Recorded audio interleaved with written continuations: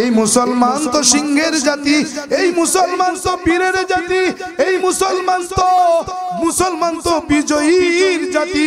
এই মুসলমান কখনো হার মানে না, এই মুসলমান কখনো পরাজয় বরণ করে না, এই মুসলমান কখনো ভয় পায় না। এই মুসলমান হুঙ্কার যখন দেয় তাগুত থর থর থর থর থর থর করে কাঁপে।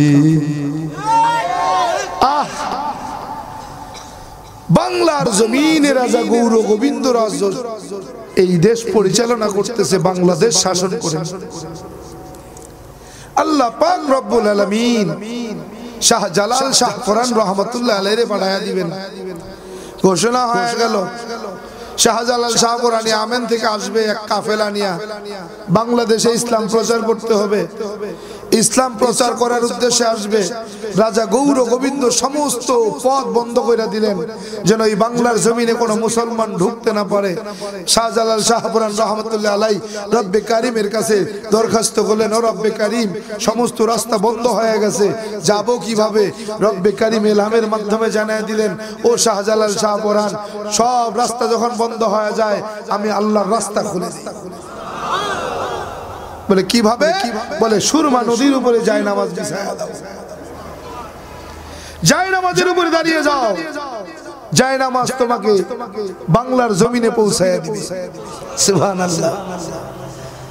রাতের আধারে যায় নামাজ ভেস্তে ভাসতে সিলেটের জমিনে গৌর গোবিন্দের এলাকায় এসে ঢুকে গেল।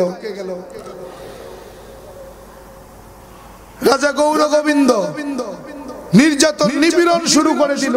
সহ্য করতে না পেরে শাহজালাল রহমাতুল্লাহ আলাইহি রব্বে কারিমের দরবারে হাত তুললেন, ওগো আমার রব, এই রাজা গৌর গোবিন্দের নির্যাতন তো আর সহ্য করতে পারি না, ও আমার রব, রাজা গৌর গোবিন্দের ধ্বংস দেখতে চাই।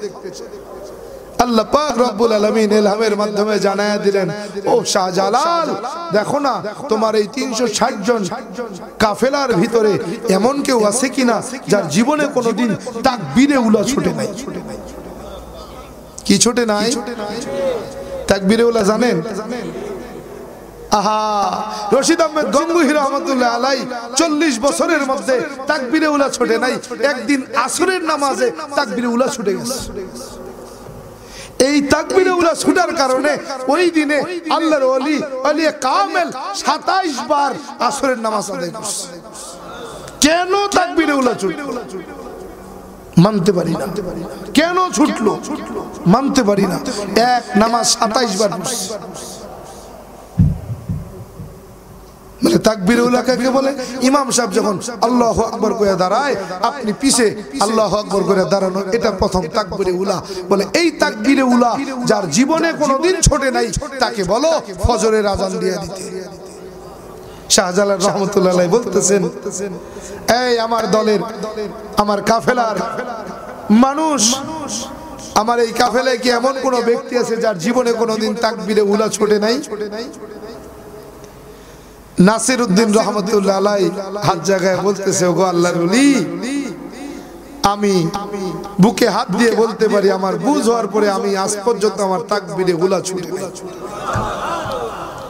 এরকম ব্যক্তি এখন ঘরে ঘরে